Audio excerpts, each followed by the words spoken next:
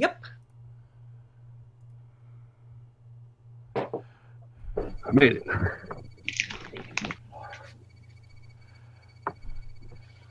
And go ahead, please. Great. Thank you very much, Matt. It is, we're starting our board budget hearing and then followed by a work session. Prior to this, we were in executive session where we were discussing personnel and contractual issues. So it is 7:04 and I'd like to call the meeting to order. Julie, would you do roll call, please? Sure. Barbara Dayton. Here. Dave Conlon. Here. Tim Frazier. Here. Pat Brabant. Here. And Amy Rivera is absent. And if we could all rise for the Pledge of Allegiance, please.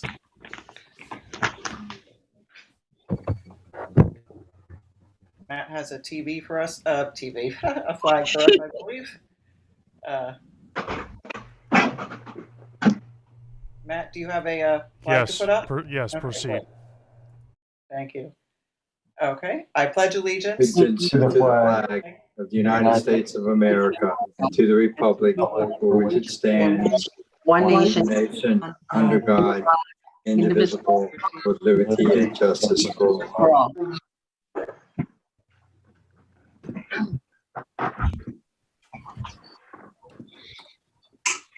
So thank you very much. Let me get to the budget hearing agenda, which I probably don't need because I believe there's just one item on it.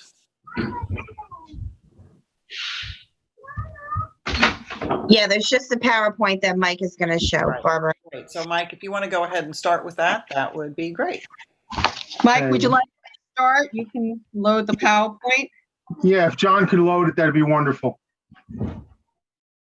I just want to, again, remind the community that the 21-22 budget for the taxpayers on May 18th remains within the tax cap, maintains all our existing academic programs as well as athletics and our drama and our play, expands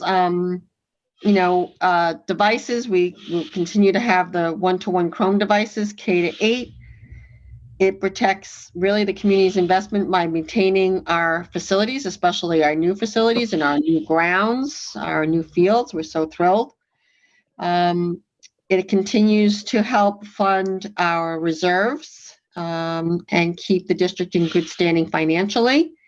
And it also provides for unanticipated expenses related to COVID. We still don't know what September is going to look like, what the recommendations are going to be for school districts. So we are erring on the side of small class sizes and all of our PPE requirements, cleaning, custodial, and of course, nursing is our priorities for keeping our staff and students safe. Mike? Okay. John, you move it to the next slide.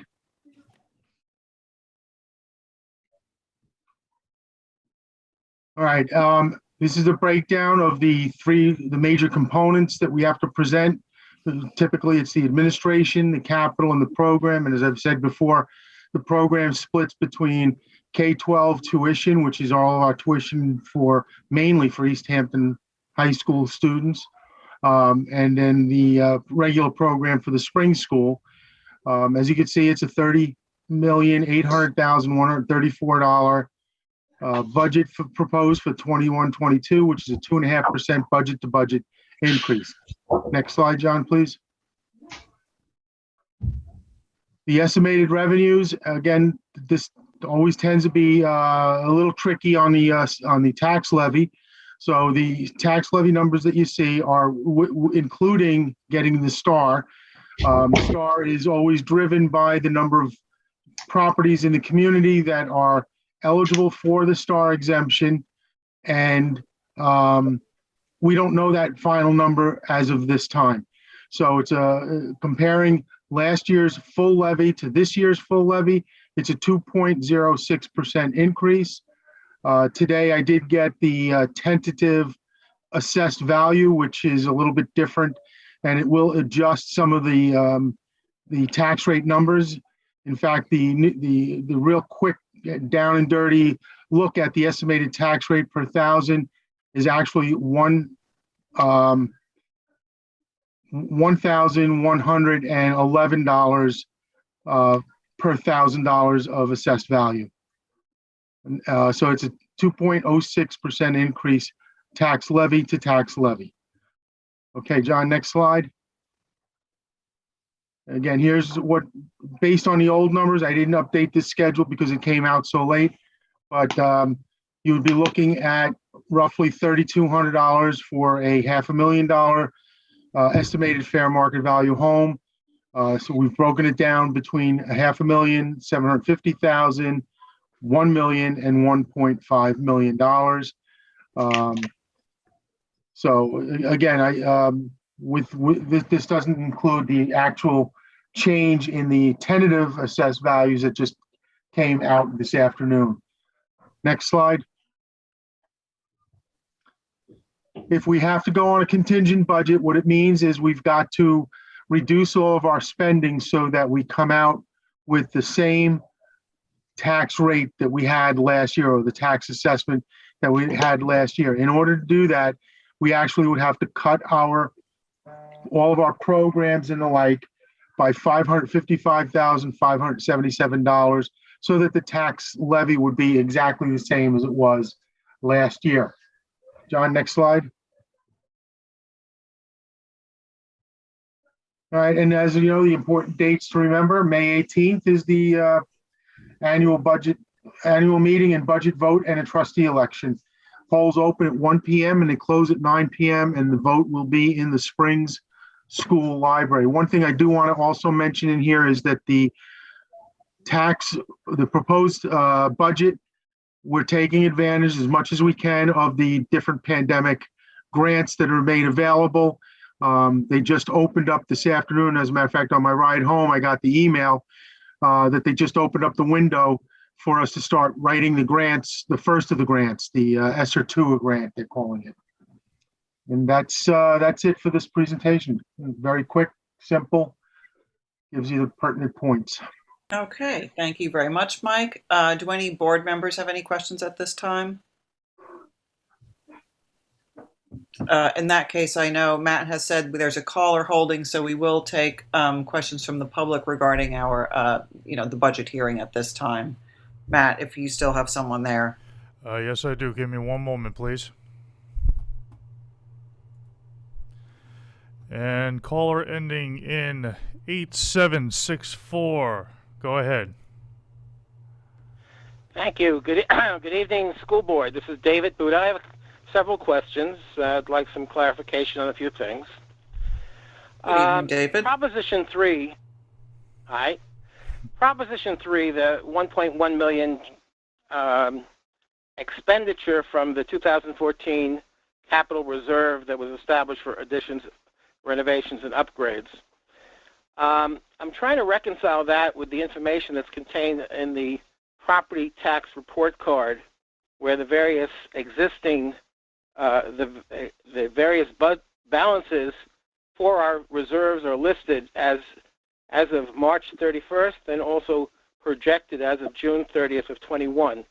And I can't figure out whether it's right or not because I don't see the $1.1 million being available in the capital reserve, although I see that at the end of the year, you're projecting that the repair reserve will go up about $1.5 million. So I'd like Mike to explain what's going on. Yeah, I have to have the board, after the budget, adopt a proposition that will take the excess in the capital fund that's linked to the capital project, mainly from the state's grant money that we had received for the septic system. And since we had front-loaded the capital project by $6 million for the start of the construction project, the grant basically says we didn't really need to move the $6 million, so I'm going to be moving $1.1 million back to the capital reserve fund. And then at the budget hearing, the voters vote on this, then we'll be pulling that 1.1 million back out in order to do the roof replacement. Will it then go into the repair reserve or just be No, it's- expended? No, it'll just be expended. So It becomes a I'm new looking at capital the budget project. tax. All right, I'm looking at the property tax report card, and I don't know if you have that near you, but it's showing that the repair reserve, which is different than the capital reserve, at the end of March was about 600,000, and then you're projecting at the end of the year to be 2.1, let's call it 2.2 million. Where is that additional funding coming from? First of all, we had borrowed $500,000 out of the repair reserve back in November to help us mitigate any of the COVID expenditures, the additional COVID expenditures over and above the original 250,000. So that's one big chunk going back. And then there's just through the normal surplus, we're planning on anticipating, it's not locked in stone, but we're anticipating that we may have some surplus to help put back into the repair reserve for some other future repairs around the building that may need to be done after this capital project is completed. Okay, so It's if I'm still understanding you, an and I may not estimated be, number. so if I'm understanding, the 1.1 million to be moved from capital reserve by virtue of proposed Proposition 3 is not, doesn't involve the capital, it doesn't that's wrong. involve the repair reserve. No, that's wrong. 1.1 million is a surplus that we're looking at in the capital project right now. That's going to be moved from the capital fund, from the capital project, over to the general fund into the capital reserve. Then we will take that based on the proposition to pull it out of the capital reserve and put it back over as a separate new project in the capital fund for the roof replacement. So I think Okay, the money is there. It has to go into one fund in order to be used for something else. Do you understand? I think so. Basically, though, the sewer grant money is going to go repair the roof. In a nutshell, Correct. yes, Right? yes. You can look at it that way. There's just certain channels it has to follow in order to make that happen. All right, I have a couple other And no- questions. I did appreciate what? And no I lost expense to you. the taxpayer. That proposition has no expense to the taxpayer. No, the correct There's not an statement is no additional new expense. expense. No new expense. No new yes. expense. Taxpayers Right. already paid for that. That's not free Exactly, money yes. or manna from heaven. That's taxpayer paid money. Right. It is Now, not an I additional. appreciate that. I appreciate that you posted the budgeting appropriation status report. It gives more meat on the bones of the summary budget. And I looked through it, and I came up with a couple of significant changes in status from last year to this year. So I want to just ask someone to comment on them. The state retirement fund expenditure is going up 56% by $100,000. Could someone just explain that? Are you talking to ERS or the TRS? It just says state retirement. Let me just look.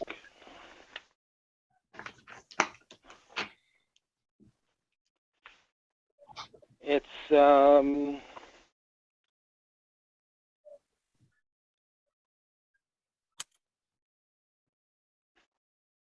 I have to find it now. It was labeled as state and retirement, but let's see if I can find it again. There it is.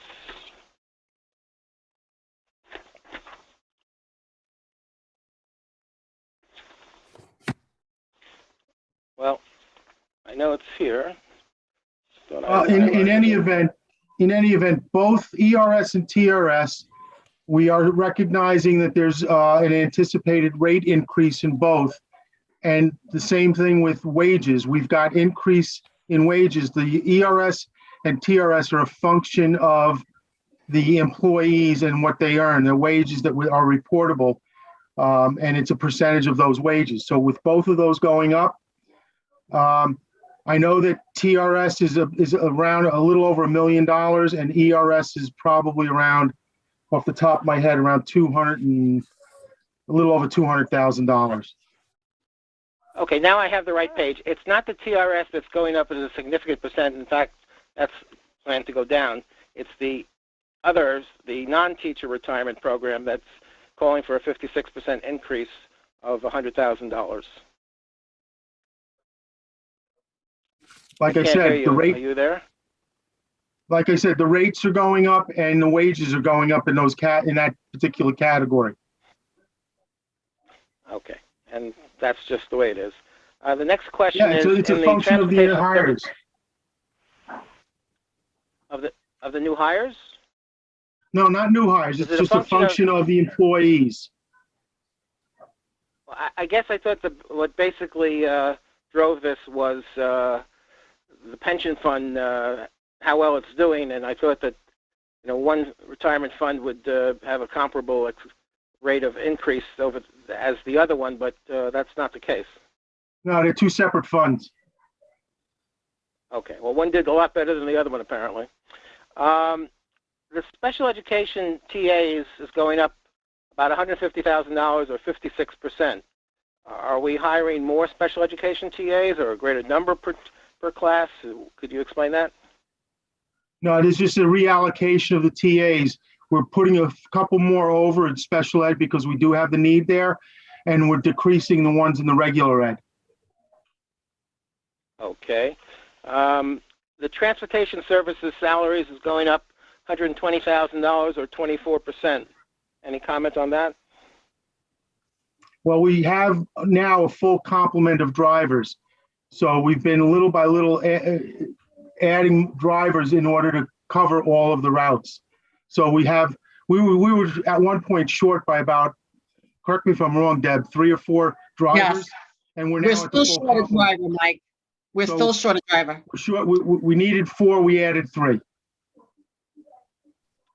Okay. One more question. When we were talking about the pre-K new plan for to bring everyone back onto campus and the Springs Youth Association building, and you were comparing the costs of the providers versus in the past and in the future, there was no mention of the school's cost to rent the building and to provide custodial services or whatever other expenses the district incurs. I know that the building was built by the town, and I think that the school pays merely debt service. What roughly does the school need to expend to support that pre-K program on campus? We're going to be splitting the cost of the rental with just kids. Scope, we have to pay for the rental, so it's about $10,000 for renting the building for the 10 months. And then we're also going to split the cost of the custodian, which I think, Mike, you figured out to be like $12,000. Well, it was that plus their benefits brought it up to about $18,000, and we're splitting it with just kids. They're going to reimburse us for the half of it.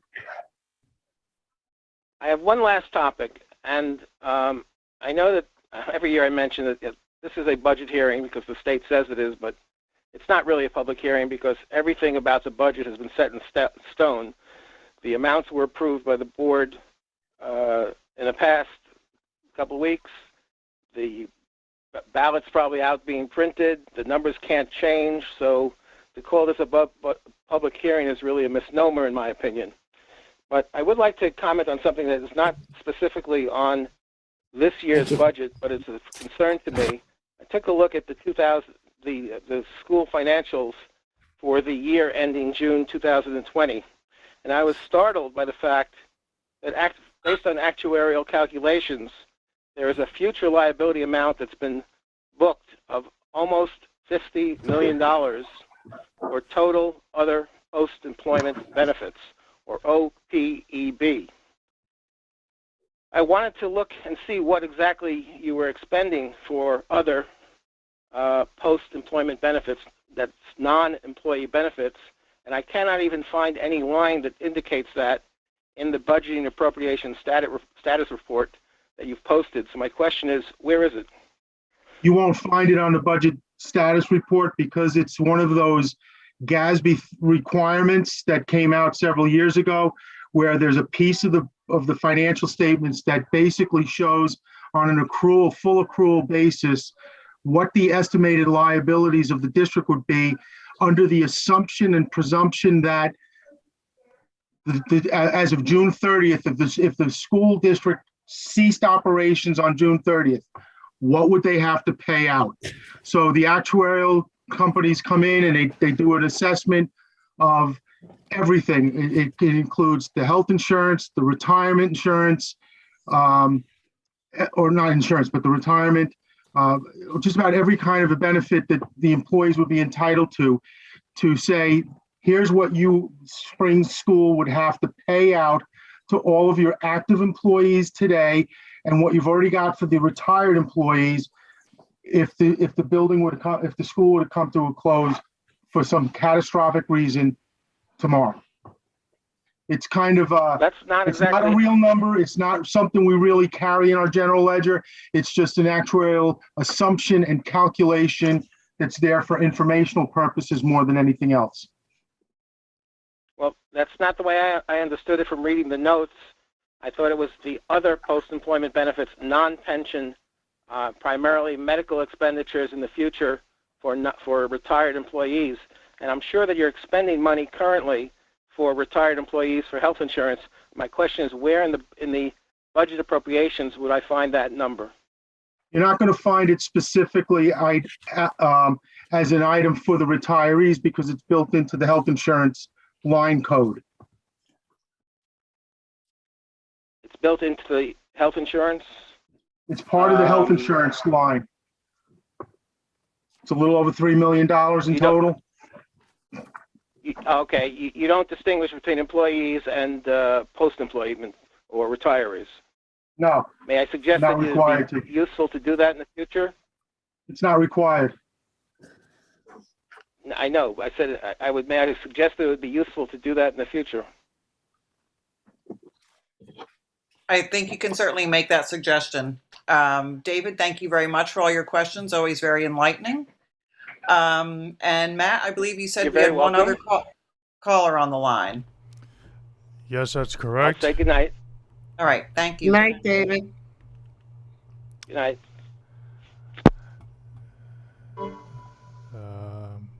And caller ending in 6075. Go ahead. Yes, hello. This is Ryan Scala, 5th grade teacher from Spring School. Oh, hi, Ryan. Good evening. Hi, Ryan. Hello, all. It's a pleasure to be speaking with you tonight. I just want to thank the board and the administration for their efforts on this year's budget. I'm sure it's a challenging process that involves many tough choices and very few easy ones. I'm calling tonight to advocate for, just to outline several reasons I feel it would be important to keep that 4th, 5th grade section. I noticed that it was in the budget at workshop number 3 on March 22nd, and then on workshop number 4 on April 14th, it was down to 3 sections. Now, based on the presentations, according to the recent numbers, projected enrollment was 65 for next year, and at some other grade levels it was 67. So it seems like it's just a difference of 2 students, if I have my math correct. I was just curious if the numbers accounted for possible increases in enrollment as students who are engaged in homeschooling or other alternatives such as learning pods, as they return to school post-pandemic. 5th grade's a pivotal year as we prepare students for middle school, and I know that the board and the administration really prioritize, keeping class sizes small to support differentiating and individualizing instruction, for all learners as we emerge from the pandemic. Another reason was it does take time to build capacity and consistency on the team, and so keeping it to 4 sections would promote stability on the grade level. It takes time to build trust and cohesion on the team, and so any efforts to preserve that feels like it would be a wise investment. So I thank you for your tireless efforts and for listening, and I appreciate your consideration. Thank you, Ryan. We actually looked at this just today. It's actually 60 students for next year with the homeschool children and with any remote students that we have. So we are anticipating the highest number. So that would mean only 20 to a section if we have 3 sections. If we had 4 sections, it would be the lowest number of children in a classroom. We will watch our numbers closely. It's always a gamble. Kindergarten is one of those areas that we never know. Just because we have a certain number enrolled in preschool doesn't mean that that's the number that's going to come in for kindergarten. So we'll definitely keep an eye on it. And of course, we want to keep all our Deborah, classes Deborah, slow. if I could ask a question there, Yes. would there be enough space to put another classroom in? Yes. In the plan?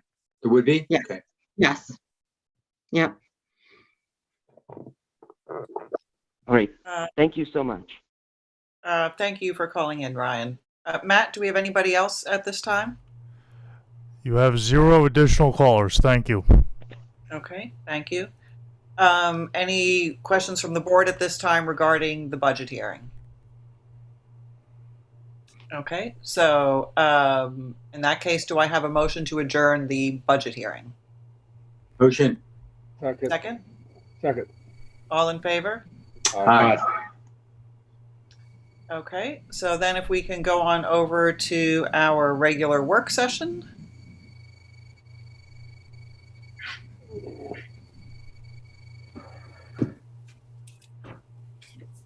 Which I would like John, right. to call to order at 7:30. Julie, do we want to do roll call again? Sure, Barbara Dayton, Here. Dave Conlon, Here. Tim Frazier, Here. Pat Braban, Yes, I am. and Amy is absent. And I also wanted to let everybody know that the budget newsletter was sent out, and I know as a community member, I have received mine already, so they should be in everybody's mailboxes. And the budget notice, 6-day notice, has already gone out. That went out today, so you should be getting that any day in your mailbox. And if any community members have not received any of these, they are available in the business office. Please let me know, either by phone or email, and I'll be happy to drop them off. Thank you, Julie. So we have a number of discussion items on our list this evening, starting with something that we touched on at our last meeting regarding artwork at the school. John Gibbons, can I ask that you put up the student work first? Our students were able to participate this year with local artists through the Guild Hall. And the artists were actually inspired by the works that our students did. In particular, Amin Sigmund, her work was characterized by our students, and then she came out and actually took some pictures and did a rendering of what a student's artwork would look like if she was to work with our students and recreate it in the front of our building. John, can you show the student work first? Just give me one moment, please. Okay, thank you.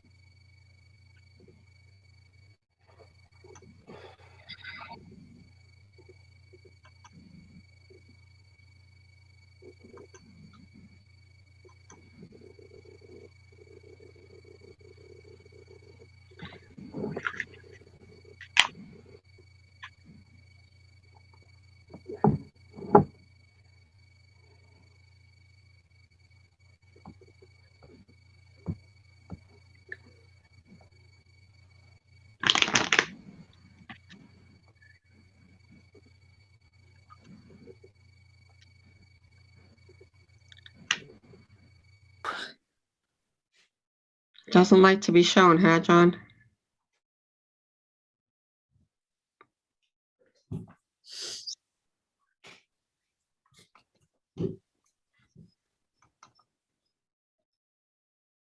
Yeah, I'm trying to pull it up here. Hold on, or just give me 1 minute. Okay, thank you.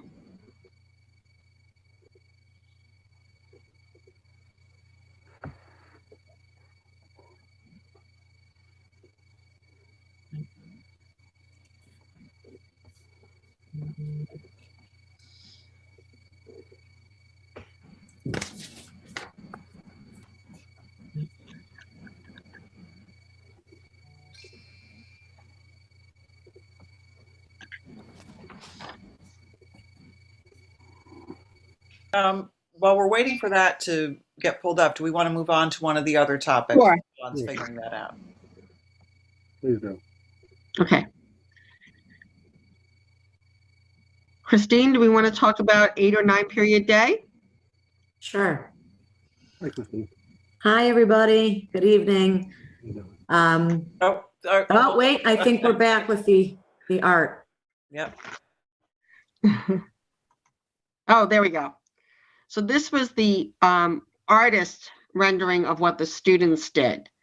And where they're thinking about working with the students is just that small segment from the curb up until the steps. So not the whole sidewalk, just that one strip right in front of the building. Look, I read the letters. He also mentioned the steps also, doing the steps going in. Yeah, I think that's an option, Pat. But, it might be looking nice just in that one section right up to the steps.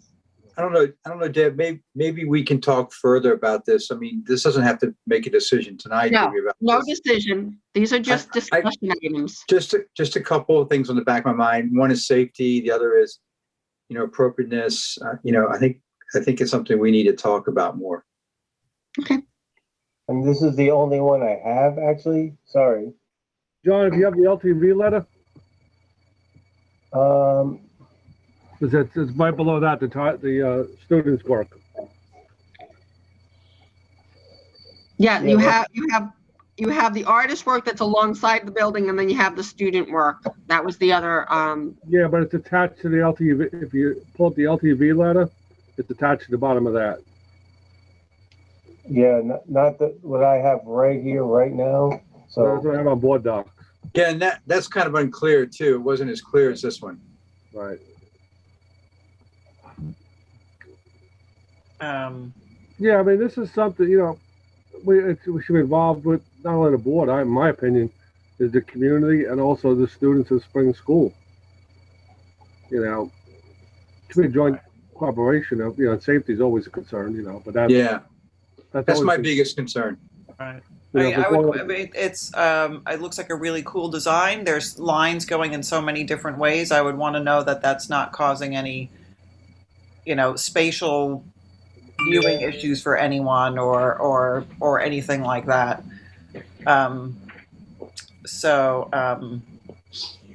We've always been very welcoming to having artist work on our property. We had, rotating stuff in the front.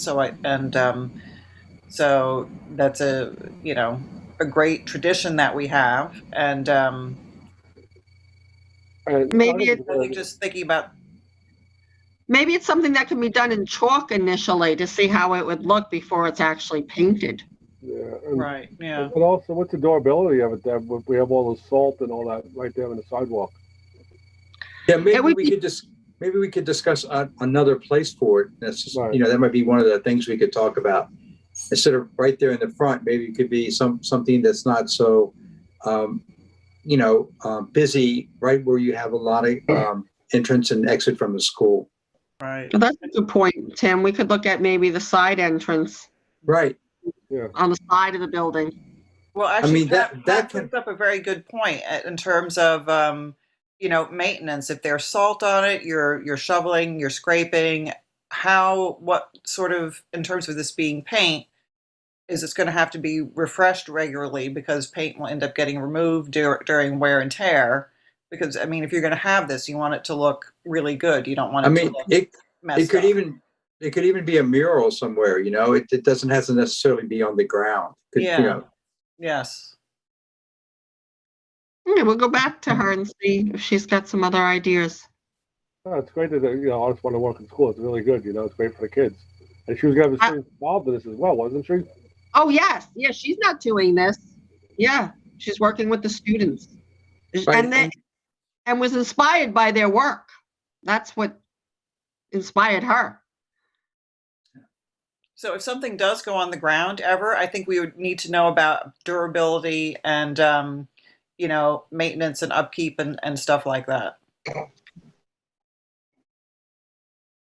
Sorry, this is all I got in terms of, sketches and stuff, so. Okay. The board has most of them. Right. Thank you, John. Great. Thank you. Christine, can you share your slide on 8 period versus 9 period day? And again, this is just discussion, but we wanted to share with the board what our thinking is, especially with a new gym and with existing staff and under COVID. We're still on that operation for September, at least right now. So Christine? Okay. Hello again, everybody. So just like Deb said, there are so many moving parts right now. And one of the biggest moving parts is what next year is going to look like as far as COVID guidelines. So while this is all very, very preliminary, but it is something that I think is a good plan for the future, even if, depending on what we decide to do for next year, even if we decide to go with one over the other plan, it certainly could be implemented in following years. So I'm just going to take you through real quick what our thinking was. John, can you forward to the next slide, please? Okay, so I tried to structure it and make it as simple as possible to understand, because again, it can be quite complex. And I want to thank Maria Mondini and Carrie Delalio for working on these schedules tirelessly, just to see if what was feasible and what was not feasible. We built both Plan A and Plan B with the idea that we will have to be cohorting next year, at least starting out in cohorts. If we get the word that commingling is allowed, then of course we would go back to the drawing board, and some other things may become a possibility that were not for these renditions. So keeping that in mind, our goal for next year is to provide a well-rounded, needs-based, high-impact learning experience for all of our K-8 students. And we wanted to evaluate where we've been and really sort of nail down where we want to be. So we wanted to look at what works, what hasn't worked, and this is all for your consideration tonight. And also, we have gotten input from other stakeholders as well throughout the last couple of weeks. So we're hoping that this lays things out in a very clear and pragmatic way. Plan A. It looks a lot like what we're doing now and what we did last year prior to going out. 8 periods, the period schedule remains the same, 49-minute periods, same arrival and dismissal times, 8:20 a.m. and 3:11 p.m. for the dismissal. 2 lunch and recess periods, usually that is 4th and 5th period. K-5, of course, because we do have, a K-8 school, which can get very tricky as far as balancing both the schedule, the staff, and, adhering to contract guidelines and also the needs of the students. So K-5, each special, the kids would have 1 time per week, and there's 5 specials. That includes, music and art. PE would be 2 times a week, and that's what they're getting now. STEAM, while we did talk about integrating our STEAM program and not having a standalone program per se, the more we looked at other STEAM programs and STEAM curricula, it seems to be the most valuable when it's integrated throughout all the content areas and a little bit more project-based. It also, we're working on what we would like to see as a scope and sequence and aligning our STEAM curriculum K through 8 so that it has more of a flow to it, so that there's not so much repetition or, redundancy. Sometimes the kids were getting the same types of things in science class as they were in technology, as they were in with their STEAM bins, as they were in their standalone STEAM program. And it's all good stuff. It's all fantastic and exploratory. We just want our STEAM program to have as much alignment and purpose that it can have leading up through the grades. So that's one of our goals in looking at the STEAM curriculum. In grades 6 through 8, the specials will be very similar to what they have now. So 1 quarter or a half a year for each, for different specials. So like PE, they'd get a half a year, and music, they'd get a quarter of a year per se. That's all dictated by New York State education mandates. For PE, because it would be on an A-B schedule, and we would look to move 6th grade to an A-B schedule next year. Traditionally, it's been a Monday through Friday schedule, but we feel it would be beneficial to the kids to have it be A-B. With that in mind, then they would get PE 2 to 3 times a week, depending on the week. Grades 7 and 8, they would continue to have Spanish every day, and they would then take the 8th grade proficiency test in Spanish to be ready for Spanish in high school. Grade 6 with an 8-period schedule has Spanish every other day, and that would be opposite in extra ELA period or an extra literacy period. We used to call it book club. We're looking at possibly keeping it literacy based, but maybe focus a little bit more on writing. So that's to be discussed with our ELA teachers. And then we would stick with the 1 ELA and 1 math class per day, Monday through Friday, and that would be at 6 through 8. So some of the pros to Plan A is that there's no major changes. I mean, everybody's had so much change in the last year and a half that it might be nice to just decompress and kind of keep things going as is, and still provide a quality instructional program. The longer instructional periods at 49 minutes are beneficial especially to our kids at the junior high level when they are doing, preparing for regents and things like that. So those are some pros to Plan A. Some of the cons for Plan A are that our PE classes, the way they stand, particularly in K through 5, do not meet New York State ed mandates. The kids are not getting enough PE. And it's because of the 8-period day. It just doesn't allow for it. We have the space now with the new gym. We just need to have the time and the schedule to support that. 7th and 8th grade accelerated and AIS students will miss specials in order to attend math lab, which is pretty much a requirement for the Regents program and or for support services, whether they're push in or pull out services for remediation.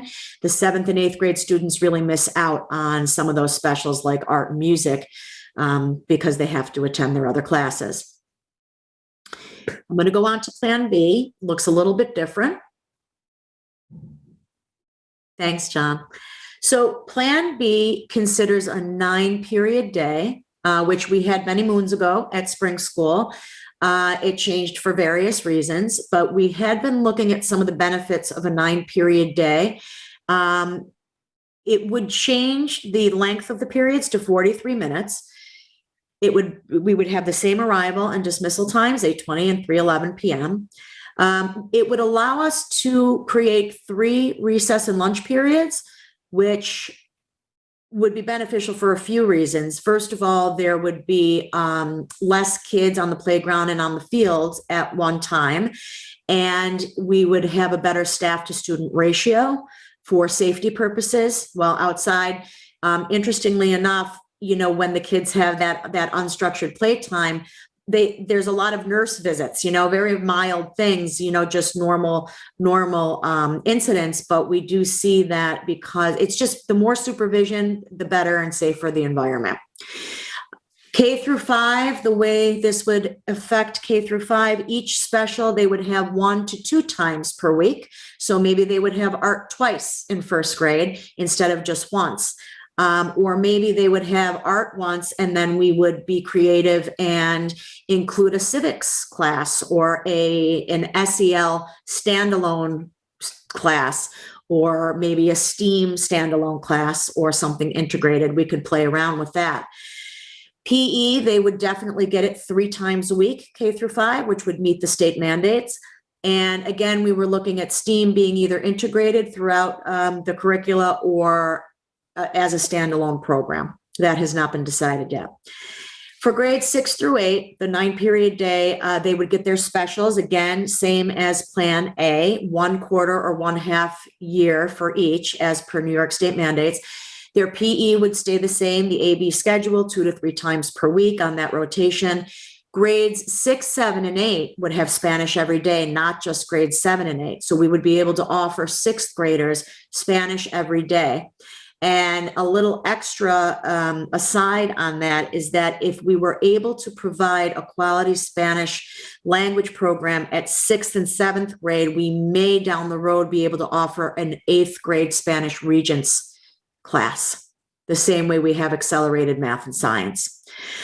That would be in the future though.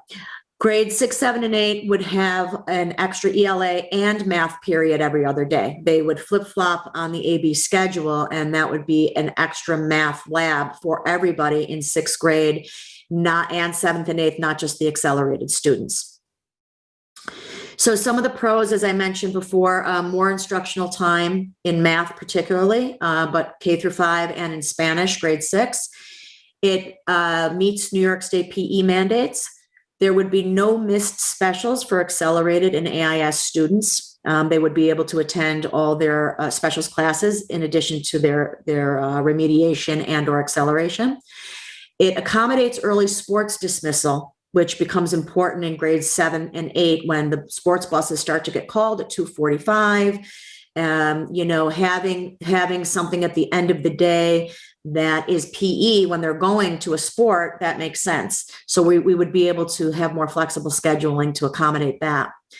Additional period for SEL, social emotional learning, civics, executive functions, and or STEAM, something, a new and improved STEAM program.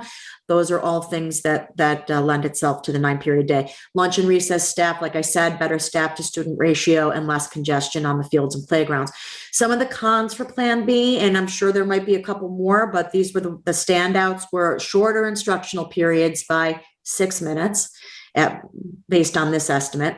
And it may require additional monitors for lunch and recess with those 3 periods if our current lunch and recess monitors couldn't stay for that 3rd period. So we might be talking some additional per hour staff. I'll let that sink in. I know it's a lot. And if you, Christina, I have a couple comments if you don't mind. Sure, of course. Thank you so much. Again, I know scheduling is not easy, and especially not for a pre-K through 8 school. There's lots of things you have to deal with that other schools that are scheduling smaller number of class grade levels don't have to take into consideration. So I really appreciate the fact that you presented 2 plans. I would say, to me, it's no brainer that you have to go to a 9-period day because of all the things you're mandated to deliver, and especially because we now have the opportunity to have more space to do it in. I think what you'll find, at least from my perspective, is that you'll be able to give more equitable time to both K-5 and 6-8, but you'll be able to do things a little differently at each of those levels, which you need to do, and you have the flexibility to do that. I can see there where you have some possibilities of block scheduling during the 9-period day that you don't have if you keep it at 8 periods. You also have the possibility of PE being given to students 3 times a week, 2 to 3 times a week, which meets the state mandate, which is really important. And that's why we built a new gym, basically, is to do that. The other thing, it allows the flexibility to put some additional things in that all kids like and are motivated by and engaged in. And it's hard to integrate STEAM throughout subject areas. I just think having a standalone something that you could add in really adds, even if you did it half a year here or did it, like you said, a quarter here or there. You could even do some of those specials all year long if you wanted to. And because of the mandate for technology is, a year-long course, whereas for home and careers is not. It's only three-fourths of a credit. So that's just some of my reflection about it. I do think the 3 lunch periods, you'll find it to be amazing. It will spread kids out. It will give more focus and time and energy for them to enjoy their lunch and playtime, but also be able safer because you don't have so many kids to do. So that's just some of my thinking about it. Thank you, Tim. Thank you. That was sort of where we were coming from. You said it so much more eloquently than I did. So I not thank really. you.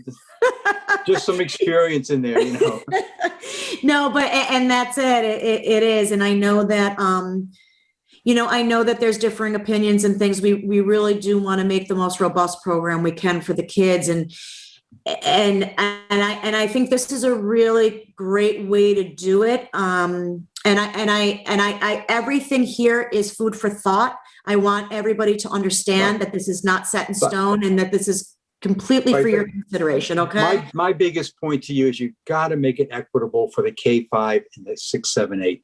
And that's tough, but you really have to come out in the end, making it so that the time and the focus is where it needs to be for both. And they're both different, developmentally different approaches to educating children. So the schedule really has to reflect that in some ways, but at the same time, be equitable for teachers and their planning and their prep times. Yes, agreed. Thank you. I have to say that I think that whatever plan you're going with, we've got to get the correct amount of PE, because we were very adamant to our community when we went out for this bond project that our kids are not getting the requisite enough of gym. And now that we have the space for it, we need to deliver on that. We said we would make sure they got their mandate. And to me, that feels like we must do that, Yeah, that's a great point. Absolutely. And I think every study will show you that more PE is better for every child. It's just better for every child. So it's developmentally appropriate. Does anybody have any questions? I have one more slide because this was Tim. That was a perfect segue into my next proposal here. Okay, I'm sorry. I gotta take that. No, because I do agree with you 100% on making things equitable and also really valuing our teachers and staff. All of our staff, including our teachers, have worked so incredibly hard this year. And one of the biggest things that you hear over and over, besides there's not enough money, is there's not enough time.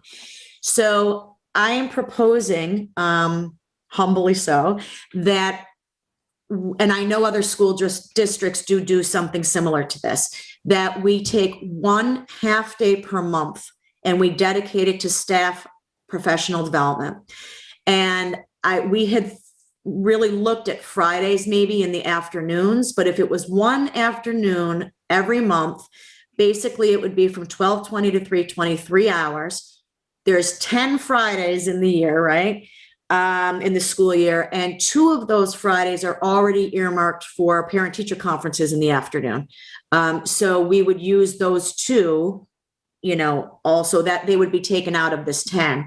So it would really be 8 for the year. And what I would plan to do, or what we would plan to do at that time, it would allow the teachers to plan vertically, across the grade levels, K through 8, develop all these new ideas for great curriculum like civics and, things that we want to dive deeper into, maybe, aligning our STEAM curriculum, or, bringing in civics, or bringing in an executive functioning sort of program for our kids that really struggle with organization and things like that. And then, of course, also spending time on the tried and true core subjects like literacy and math and science and social studies, and also instructional training and coaching. So we have a lot of wonderful relationships that we've built over the years with different staff developers in both literacy and math. And we also have some pretty talented teachers in-house that I'm sure would like to coach others in how to have best practice in instructional practices. The ongoing professional development is definitely mandated by New York State Ed, and it is always proven to be a significant factor in student achievement. And that is what we are here to do, is to move that needle on student achievement. I think especially coming off of a COVID year and really doing a needs assessment, seeing where the kids are at, using time to assess, but also using time to plan for very high impact, needs-based and intervention-based instruction.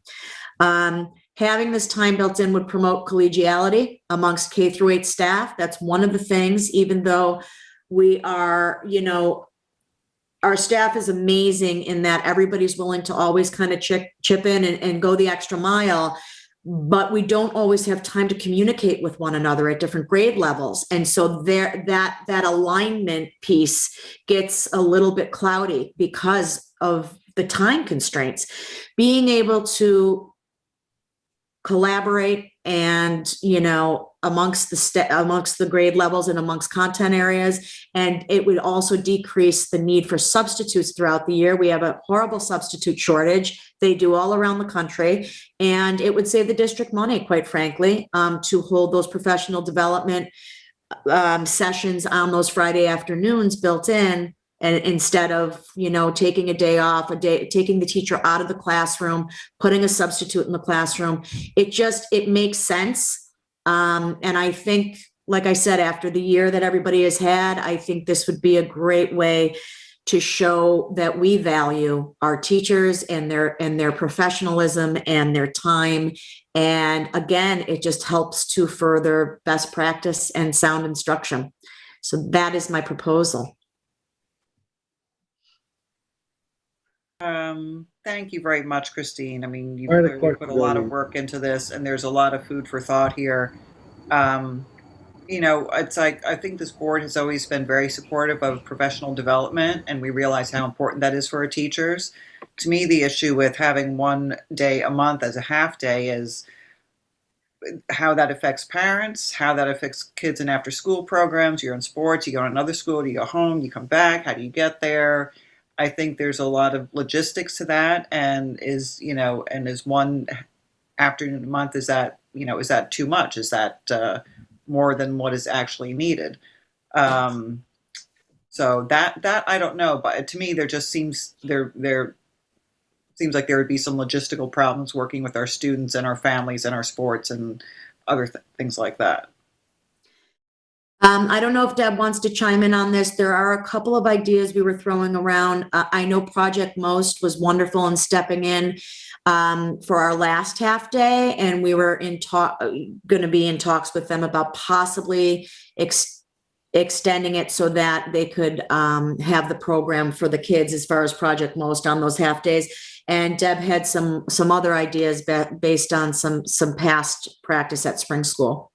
Right. We work with a lot of the organizations that want to work with our children, and our teachers feel like it's a disruption from their instruction. In fact, that was one of the comments we heard this year with COVID, with hybrid. We were very sensitive that the time that students were in class, they were in class, not being pulled for like a pep rally or pulled to, hear a special presentation. We are doing some things embedded in health. But I could see those once a month Fridays, having our organizations come in, having some of our staff stay back to work with our kids who aren't doing professional development that Friday, and making it creative. Who wants to, learn a new skill, and having somebody from the artist community come in and teach that skill. One of our new art teachers did printmaking with our students and silk screening. And they were in awe with that process. We're going to have a lot of the STEAM equipment being used by our art department.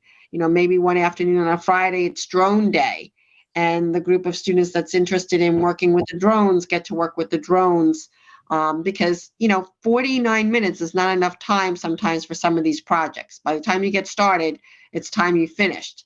So building in something like you maybe could also include an intramural program over the 8 times you're doing that.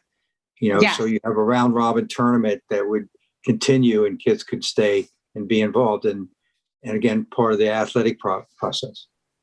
Tim, did they do this in Southampton? Yes, we did, and we provided care for parents who couldn't pick up their couldn't handle the transition of their children coming back on a Friday afternoon. They could stay, and then for those kids playing sports, we had activities for them before the sport started. So you're just talking from basically 12 o'clock to 3:11 or 3:20, I think. So yeah, 2:45 is when a lot of our kids leave for sports. Right. So it sounds like a lot of time, but it really isn't. And there's some things you can do to provide transition. At least that's what we did in Southampton. Yeah. And do you feel like it was helpful and effective in Southampton in terms of meeting these goals? The key is using the time wisely. That's the key. And that really is what parents are looking for when you propose something like this, is they want to make sure that time is used in the best possible way. And it sounds like Christine has put together some things that would be very useful and very helpful for teachers to talk about and also get involved in. That would also help their students and parents. So I think, to me, that's the key, is you make sure that time is used wisely and effectively. Yeah. Well, you've talked about making changes this coming year. We've had so many changes last year. Is suddenly having one Friday, is that too much of a change as we're just going back and getting settled into things, and maybe having a new schedule? Is this even be the right time to start? Yeah. I look at it sort of like this year, there was that Wednesday where, everybody was virtual. So, that was a major change, I know, but this I think would not be sort of the same thing. This would be something that, once a month would benefit teachers and staff, but it also give an opportunity for parents and children to do something a little different too, whether you go virtual that time or give them assignments to do at home. I don't know. I'm just kind of throwing it out there. The other thing that we have found is there are a lot of early dismissals at spring school, and that's a function of having to get up island for a dentist appointment, doctor's appointments. If parents knew that they had this Friday every month, they may be able to schedule some of those appointments on that Friday, knowing that their child was going to be out of school where other children would not be out of school. It hasn't been that bad under COVID, but the first couple of years I was here, it was constant. And I said, wow, early dismissal is a lot for these kids. And they explained, if you're going up island, there's no other way. To make a 3:30 appointment, you can't leave at 10 after 3. So I think knowing that you have that Friday could really be helpful to our parents, just like the Wednesday was helpful. Yes, it was hard for our parents on the hybrid, but they knew Wednesday they could make an appointment. And we didn't have a lot of kids missing on those 2 days that they were in school. They were there and they weren't leaving early. Pat, did you have a question? I thought you looked like you were going to say something. No, I'm just saying that, I think like Tim said, the time is used wisely for staff. That's one thing. And also for parents. We have to provide 648 students in the afternoon on a Friday. It's not fair. I mean, spring school did it years ago. They used to get out at 2:20 on Friday. It was before Christine's time. They would take an hour. Somehow they gained an hour every week. Their next hour, they got an hour early. I think the staff was using it for that, for development, staff development. They're looking at something like that. Is that what they had? We heard about them leaving early on a Friday. Was the staff doing professional development, or were they doing special interest? I think that what happened was they went back then. They were doing by the number of hours in the school day, and Friday had to be the 2:20. They got an hour early out every Friday for the whole school year. Every Friday. Did we have staff development back then? I doubt it. Who was still there? Nobody's there back then, but it's been quite a few years. But I think when they found out that also they were actually it wasn't used wisely on the staff end. But if we can do something like that and do an hour instead, is that enough time to give you staff development? Yeah, see that, Pat, I think that's a great idea, but I think my experience is that it's really not enough time. By the time you dismiss kids and get into something, it doesn't give you enough time, to really have a very effective staff development. It's when you can spend a couple hours and really focused approach that it seems to make a difference for that kind of staff development. Other districts pull teachers out during the day, but that, especially with the sub situation, that definitely has caused a lot of problems, and that means a lot of teachers are out of the classroom during the school day. In this case, they wouldn't be. Can you give us some information on like how often teachers do have to go out for professional development and what that kind of looks like for our school schedule, how often someone's missing class and how often we need a substitute, just so we can have that information to look at as we continue, go forward with this discussion? Sure. Yeah, we can compile that. It depends on whether or not they hold a teacher leader position, like a coordinator position, or, so it really depends on what grade they are and what their content level is. But absolutely, we can put a table together for you and make it nice and clear so you can make a educated decision. Yes. Okay, great. I think that would be very helpful. Thank you very much for your consideration on all of it. And thank you for your support. It's really, you guys are amazing. Thanks so much. I like all the new ideas. I like, we had 9 period a day again. I know we talked about a few years back, and with the new space. I mean, I just think it'll give you more flexibility and it'll make it more equitable. I know, Matt, we had some callers holding, and usually in a work session, we speak to our public as we go per topic. So I do want to see what people are calling in about right now, if it's about this or the previous thing we didn't ask about. So Matt, are there still callers on the line? Yes, we still have 2 callers. Great. If you could put them through one at a time. Okay, no problem. Give me 1 second, please. And caller ending in 7333. Go ahead. Hi, everyone. This is Monique Sullivan. Hi, Monique. Hi, how are you? I just first wanted to thank Christine for laying everything out so clearly, and it's always good to have options. I just wanted to go over some benefits that I see as both a parent and a teacher of the Plan A and an 8-period day. So just some additional benefits that I think that an 8-period day allows is that students have the ability to do more things with one subject. So you're just given more time to devote to one content area. So that just means that we can devote more time to like a hands-on lesson, and also just meet the requirements that we have for all of our workshop models. So we typically are including time for shares at the end of our lessons, and it just allows more time for those things, as well as more time for students' independent work time as well. And then I just think and also, we do try to meet with individual students as well at the end of those workshop models. So we have the time right now in our schedule where we're able to just meet with individual students and work on skill areas. So I feel like that's something that we may not see as much of if we have less time for each period. And then I just think that with a 9-period day, it also allows less time for service providers to be working with students. I mean, I might be wrong with that, and please correct me if I am wrong, but I feel like if students are being pulled during a particular content, AIS, ENL, et cetera, all of those service providers have less time with the students. I just think it's such a crucial thing, especially with all of the amount of instructional time that we did lose with COVID restrictions. I also think that, we're yes, they might have more PE, but they're getting outside less. So now we have less recess time.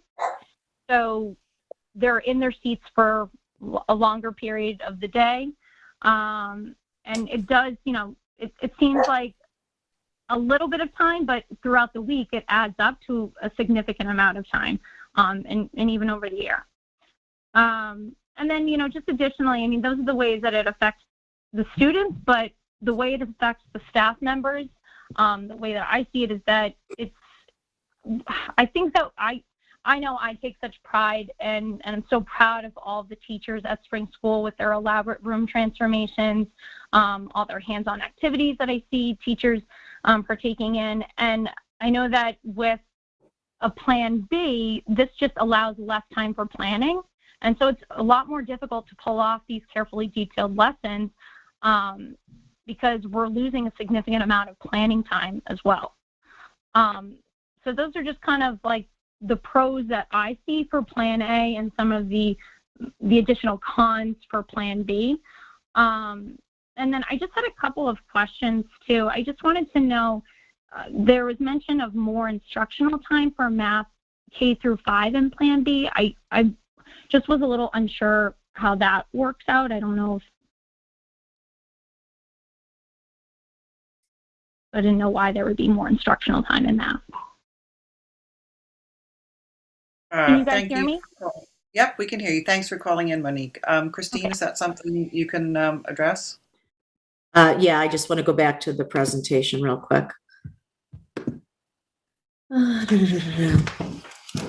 So for Plan B, let's see, what did it say here? More instructional time in math, K through 5. I think that was supposed to say literacy in math with the extra period there, if that's what we chose to put into that period. Or maybe that was supposed to say extra math in 6 through 8. Okay. Sorry, that was my mistake, Monique. That should say extra math in 6 through 8 because they get an extra math lab that they wouldn't have gotten with Plan A. Sorry about that. Okay. No, I just want to clarify. And then with Plan B, I just wanted to, so the way it's listed here, it looks like students would receive in K through 5, they would receive more specials. I mean, that sounds great. As like as a parent, I love that idea. I just wanted to make sure that I was reading that correctly, though, that they would have more specials. They could have more specials. It would give us that wiggle room, again, as we look at the curriculum and develop things a little bit more and kind of these moving parts start to settle down. This is all hypothetical until we know what's going on with COVID. But yeah, it absolutely gives us some wiggle room to maybe introduce another special in the week, which means that would be more planning time for the staff as well. Okay. And then, so with an 8-period day, the PE 3 times a week, is it that it's, we're inhibited by the spacing that we have or the scheduling, or is it by the staff? Like if we were to hire additional PE teachers, are we able to make PE 3 times a week work in an 8-period day? I didn't know why there was a limitation there. It has to do with a couple of things. One is staff, because we do share staff K through 8, so that affects everything. But also it has to do with the fact that it wouldn't be consistent. You might have 1 week, 2nd grade might get it 3 times a week, and then the next week it would have to be 1st grade. And so somebody would have to sacrifice that extra PE period per week, K through 5. So it wouldn't be consistent. It wouldn't be equitable, is what I'm saying. We could squeeze it in here and there, but it just wouldn't be consistent and equitable. Yeah, I can jump in, Christine, for that. Monique, there's just not enough, even though we added the gym space within the schedule itself with 8 periods, you don't have enough periods to actually schedule all of the classes 3 times K-5 with the staff that we have. And the space. Gotcha. And so And the space. and so And the something like space. and the space. Okay. And something like a rotation. So it's a little might bit be of both. something that- okay. All right. Yeah. I mean, I just, you know, again, it's always like Barbara was saying, you know, food for thought, but, you know, working in an 8-period day too, I do see a lot of the benefits for that as well.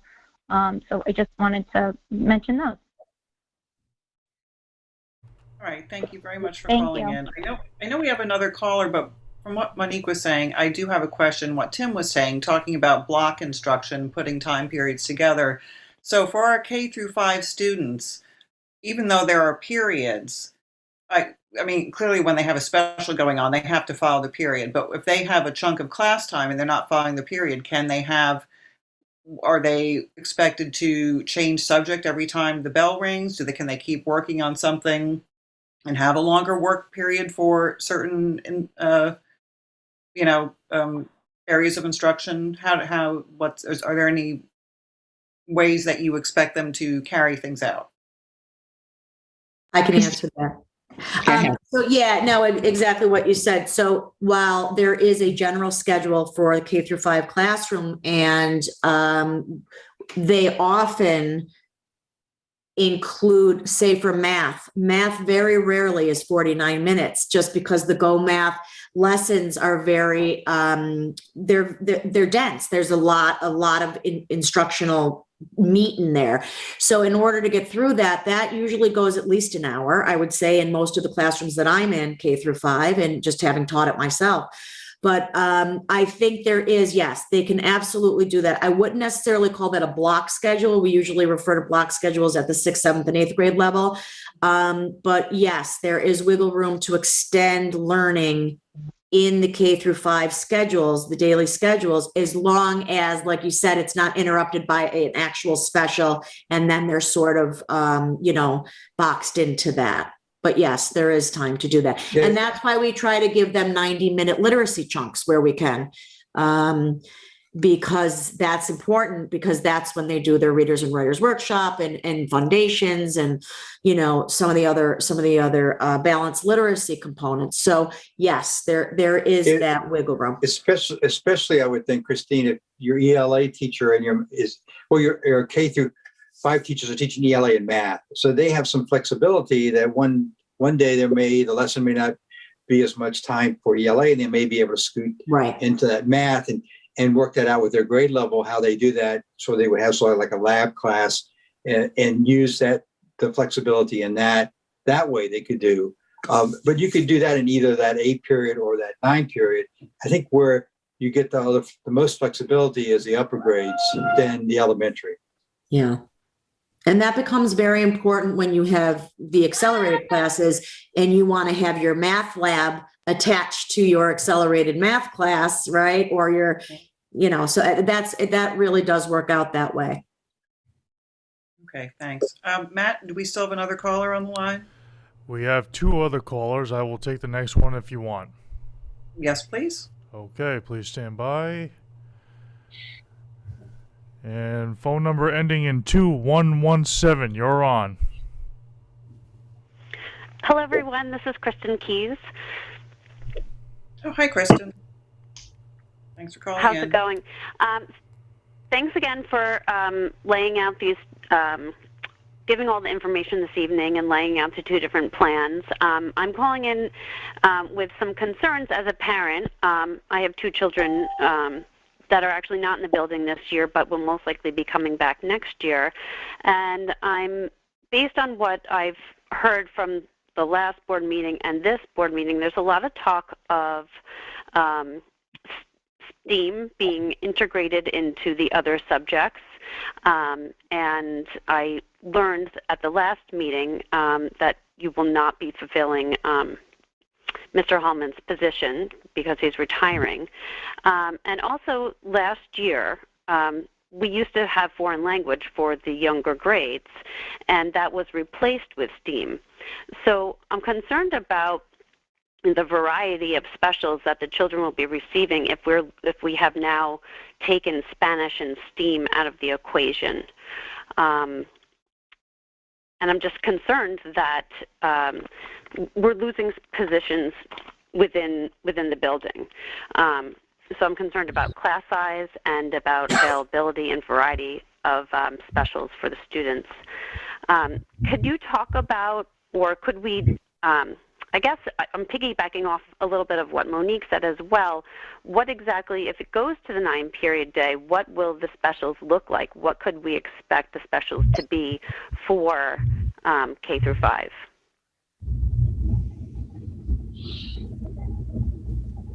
Hi, Kristen. We're still working that out. We don't have I mean, other than your regular specials, your art, your music, right? Your library, gym.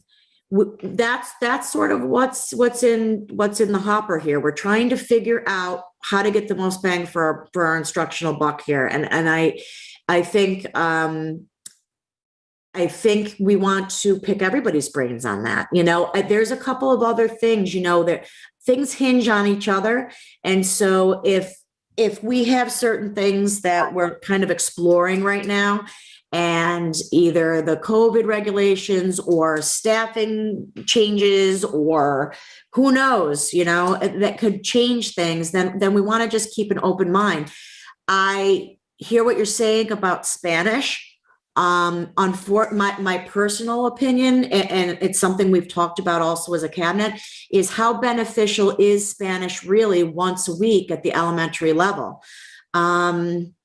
How beneficial is it? You know that everything points to frequency, right? When it comes to things sticking for younger learners. That's just not enough time. Not that they shouldn't be exposed to it and not that they don't get something from it, but can we have a higher impact special that will benefit them in the long run? And how do we balance that out with the needs of the kids in the other grades as well? So that is a very roundabout way to say we are still working on that and we are open to suggestions. And we will keep you posted on that. But I think our overarching goal is to provide the most engaging and beneficial and intellectual, you know, specials that we can provide. So if you have ideas, let us know. I would love to be a part of, you know, planning and coming up with ideas. But at this point, as a parent, I feel very concerned that to me, it sounds like programs are being cut for the K through 5 students. And I think it's really important that we do keep a variety of specials for students to be even just competitive with our neighboring districts. I think foreign language is extremely important. I think even once a week, it immerses into the culture and gives them experience with other language. So that was something I was very disappointed to see go last year. At the very last minute. So I'd love to see that return. And I would love to be part of a team to come up with other ideas. I know you may not have the answer for this yet, but as far as specials go for the students next year, will they be switching classes? And also if we go to the 9-period day, kind of switching between parent and teacher point of view here, we are going to be losing quite a bit of planning time. And planning time this year was, you know, when we were doing hybrid, we did have our day of Wednesday to do an immense amount of planning, and that was amazing. But now having everyone back, teachers at this point have zero planning time without students in the classroom.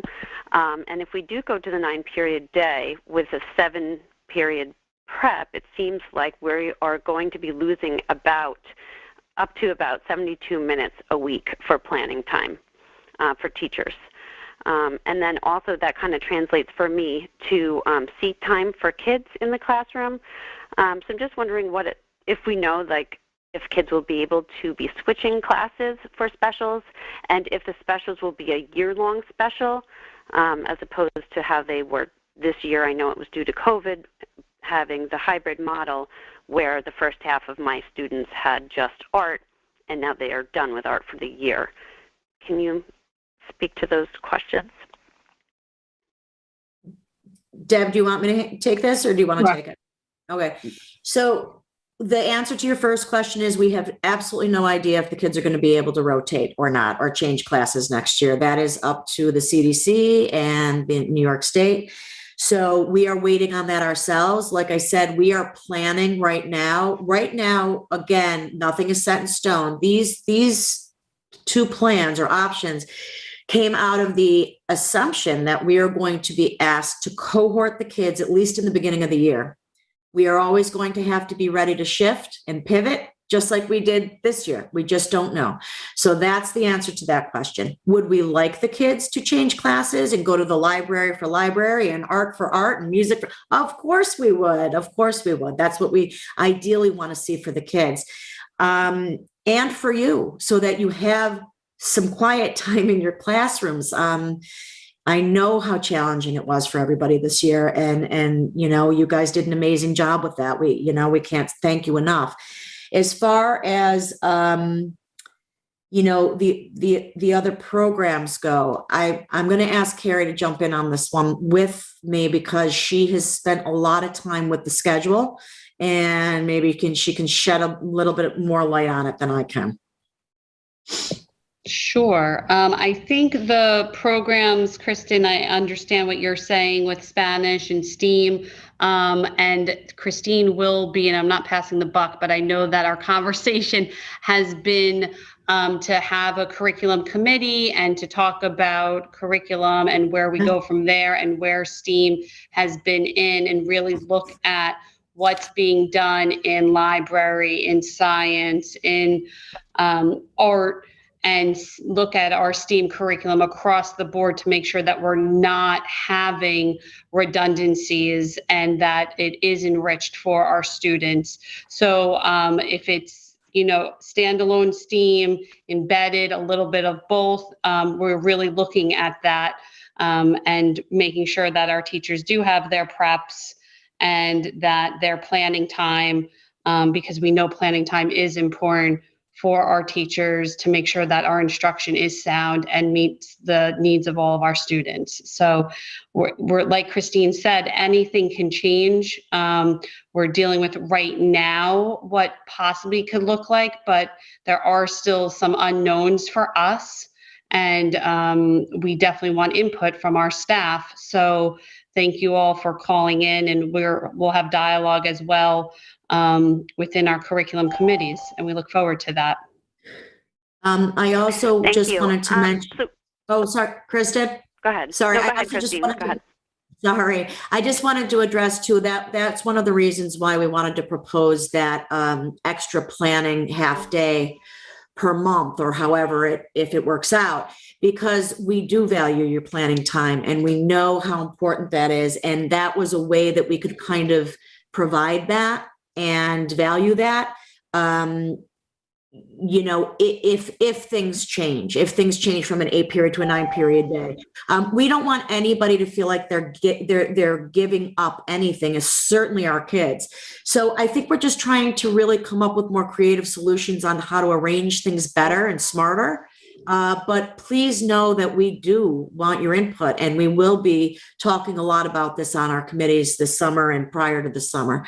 But understood the concerns, the questions are great ones, and we'll keep working on it. Okay, just to recap, so far for going forward in the upcoming year, before any committees are put together or changes are made, right now K through 5 students are looking at 5 specials, which are art, music, library, PE, and science. Is that correct? Correct.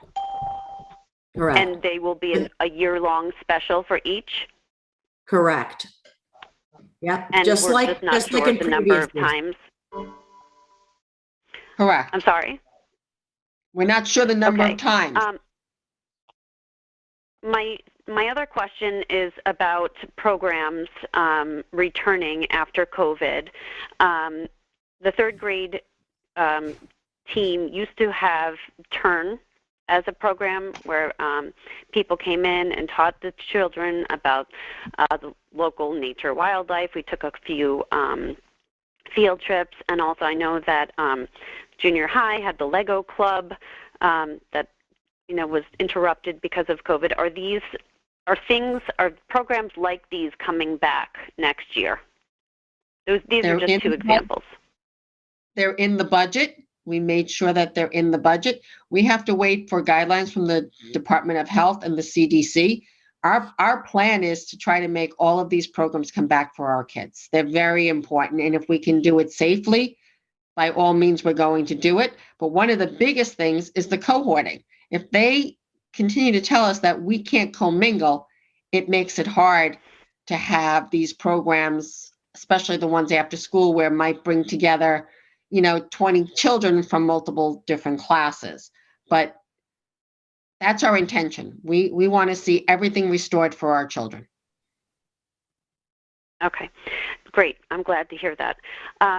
Also, a concern of mine was the AIS math program this year was interrupted, and because of COVID, teachers were pulled in all different directions, and we went from 3 teachers down to 1. Will that department be restored for next year? That's the plan. Yes. We still have, we still have those positions. Okay, great. One last question. It's about the building, the new parts of the building. Do you have a layout of the classroom? Like, where do you have an idea of where the younger classes will be, like K through 2? Do you have a map of what grades will be where yet? We do, Kristen. We do. We've been working on that, and we are making sure to cluster, if you will, the different grades together. If you just stop into my office and we'll show you, Mrs. Winter has she has the big map on an easel still in her office. So come on down and we'll show you the map. Okay. And we will share that. We will share that at some point. We're not done with room assignments, but we know where each grade is going to be in the building. Yes. The goal is to put the junior high in the new area. So they'll be in the front of the building and then go way back. Okay. So the front of the building is not question is about the playground. Yes. 2 new playgrounds. Do we have any visuals of what the new playground will look like and where it is going to be located exactly? Yes, they're both on the website. If you want to come by my office, I'll show you where they are. They were both presented to the Board of Education. The one in the new front of the building, if you're facing the building, will be on your right-hand side. So the car line is there and the playground's right there. So in the morning, children can actually be on the playground while they're waiting to come in the building.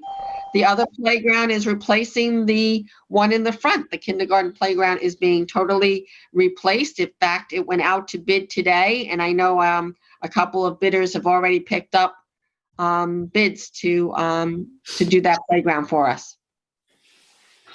Great, that's good news. Okay, that's all I had for you guys tonight. Thank you so much for answering all my questions. Thank you. Thank you very much for calling in, Kristen. I have a couple of questions also, but I think, Matt, do we have somebody else on the line? Yes, we have 2 more callers. If you like, I can take those. Please do. Okay, and last 4 digits of the next caller will be 4562. Good evening, everyone. This is Ashley Delapola. Can you hear me okay? Yes, we can. Great. Ashley. Well, I also want to echo that I really appreciate, all the planning and the visuals from tonight, and I know a lot of work went into them. So thank you very much, and also thank you for listening to us as well. I just had a couple of comments to talk about. As far as the STEAM program goes, before this year, it was very project-based and very fully immersed in through cooperation and through doing projects together. This year, it kind of took a shift to more of a lot of technology because they were not able to do that. But it is more project-based and creating and building in a whole different way. So I just wanted to say that in support of the program. I also wanted to echo Kristen's thoughts on Spanish. The kids really enjoyed it. I also really loved it. It really created a great culture. It helped create a really nice culture in the classroom as well. You know, many of our students speak Spanish and they felt appreciated and their culture was immersed, you know, through their language. It was also a great time for our lowest ENL kids to be pulled, and it was more of a language period. So that's just food for thought for that. And then my last question, I'm not sure because it's been difficult to kind of hear back and forth, is for Math AIS. There were 3 teachers prior to COVID, and 1 Math AIS teacher went to being a classroom teacher and is now retiring. And I know that we're not planning on hiring for those retirements. So I just wanted to check to see what the Math AIS looks like next year. If you could speak on those things, thank you. Or on the math, thank you. Yeah, so Ashley, yes, we have right now 3 staff position slotted for Math AIS. We know that we're going to have to be doing a lot of intervention-based instruction next year, so it's even more important, and we are fully locked and loaded for that for next year. Great. And my other thing that I just wanted to say was one thing about going to the 9-period day. I know that we don't know exactly what that would look like yet in terms of specials and our schedule, but I did want to say in terms of flexibility of being in the middle of a lesson and then finishing into the next period for a lesson is very difficult because students are pulled out during those block periods. So it's difficult to have students miss the end of a lesson or be pulled out during those times because that's their scheduled time for those service providers. So it's difficult to have that flexibility in the elementary grades. So I just wanted to share that as well. Great. Thanks very much for calling in, Ashley. Okay, thank you. Have a good night. You too. Matt, you have another caller there? Yes, we do. All right. And we are going to unmute caller 8375. Hi, it's Christy Lamonda. Good evening. Hi, Christy. Good evening. Thanks for calling in. Thanks. I wanted to say thank you for the presentation. I think it was really nice to see a lot of the pros and cons listed, and you know that everybody's been thinking hard about you know what the options are to best utilize our time and our space. You know, I want to echo the concerns about reduction of program in general, because it does have some trickle down impact. I'm really glad to hear people just speaking about it honestly tonight, because the Spanish just sort of disappeared with COVID, and there was no talk of it. There was no anything. So I'm glad we're acknowledging that maybe it's not feasible right now, which maybe it's not.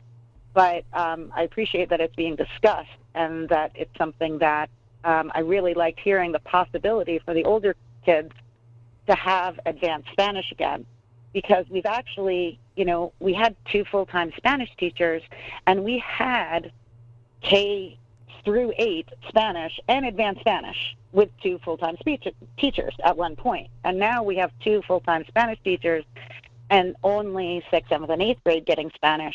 So hearing that at least down the line we might be able to get that advanced Regents class back was something, I liked hearing. I understand the difficulties of having a K-5 Spanish program, financially fitting it in. I get the difficulties, but I also just want it to stay in your minds as something that if there is a way to do it, we certainly want to do it.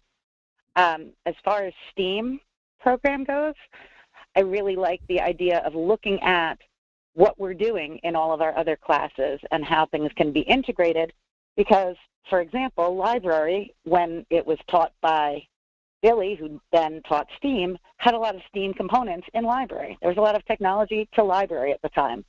And, you know, as Ms. Winter mentioned, you know, we were able to have a great art teacher this year who brought in silk screening to, you know, art, which has a lot of STEAM components.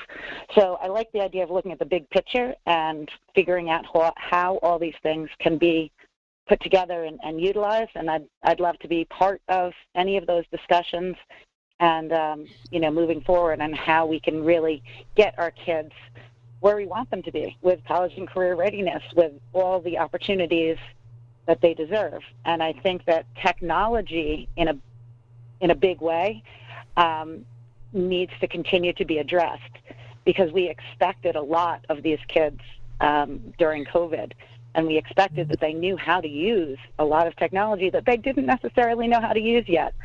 So I want to make sure that we keep a real focus on that. And whether we do that and we call it library or we call it STEAM or we call it technology, as long as we're giving them these opportunities, you know, the label is less important. But obviously, as a union member, I'm concerned with any, you know, lack of staffing. And, you know, I'm not quite understanding how we're still going to have 3 AAS math providers, although I certainly hope we do.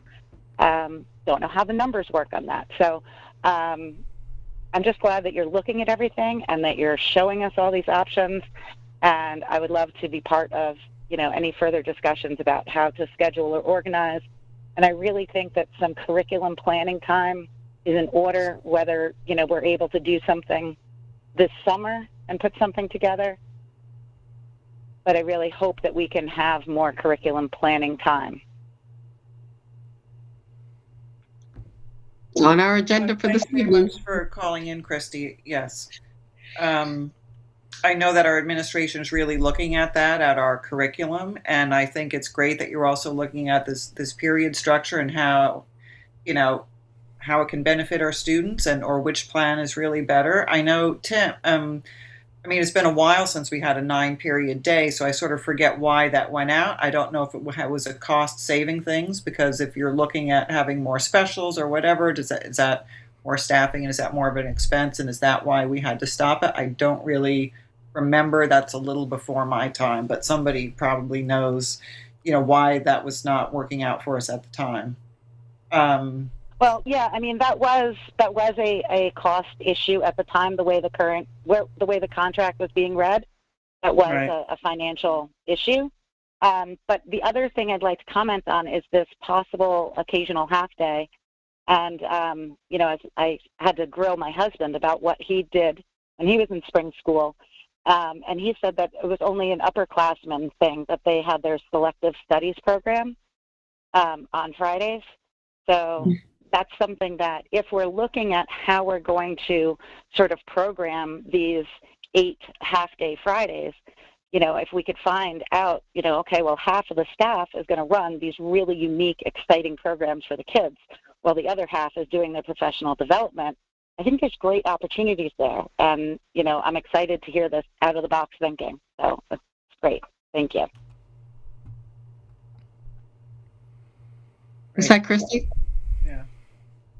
No, I think we're prepared to listen to out-of-the-box thinking. I don't think if we don't have to be married to something that we've done for a long time, we don't have to keep doing something just because we've done it. We can certainly try different ways of doing things and figure out what works best for our students and our staff. So I'm really excited that we're getting around to the educational portion of what goes on at the school while we've been dealing with other things over the past few years. And so I think, you know, we've got some very exciting times ahead as you guys are looking at all this. So, you know, as a board member, you know, I can just say I'm open to listening to whatever people are suggesting. So, you know, I mean, this is why we are doing this in a work session, so we can talk about these ideas and try to figure things out. And that's how, that's how you learn about things and find a way to make a decision, right? Great. Well, thank you, Christine and Carrie, for all your time and effort. Thank you, Kristen. Thank you, Christy. Matt, do we have anyone else Good on night. the line? Yes, we do. Okay. And I'm going to unmute 5087.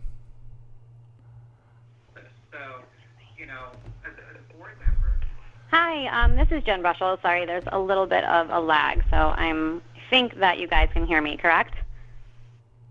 Yes. Okay, great. Hi, Jen. So, sorry. I'm basically, my husband and I are sitting here, and we're just trying to wrap our brains around not offering the Spanish program. I'm sure the administrators that are listening and the teachers are all well aware of the multiple intelligences theory, and I just feel like students really, there's so much research behind kids being exposed to a second language before the age of 10, and it's just so much easier for them to be able to absorb a new language prior to that. So I really think it's ridiculously important that they have that prior to going into the middle school.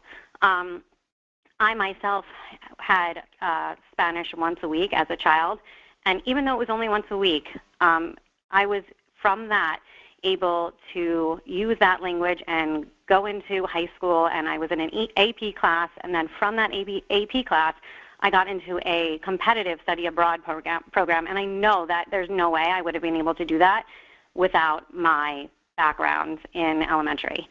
So I just feel like that's really, really important. All of our neighboring school districts offer Spanish. Amagansett starts at pre-K, pre-kindergarten, they start their Spanish program, and John Marshall also pre-K.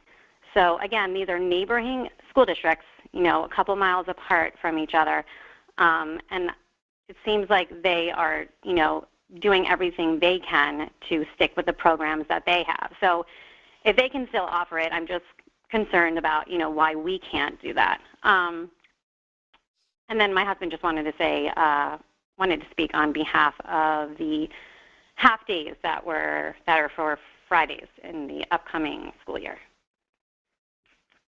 Hey, this is Josh Russell. I was wondering, we were pushing so hard to get kids back in the classroom this year, and we talked about how valuable it was to have kids in the classroom. And I do value the professional development, as I'm a teacher at the high school, and I understand, and I like that the board had reiterated the fact that we definitely need to make sure that professional development is appropriate, and I think you need to talk to the staff and see exactly what they need, because I know sometimes we get development that the administration thinks we do, but we don't necessarily get, or we don't find valuable. So if you go that route, I definitely want them to get that. But also with the push we've been having to get the kids in the class, we're almost taking the kids out of class for a week of school, which we haven't done before. I know that you guys don't do it like the high school where teachers take a day for professional development, but this would be almost a week's less of school that our kids would be getting. And I was wondering if you guys had considered that.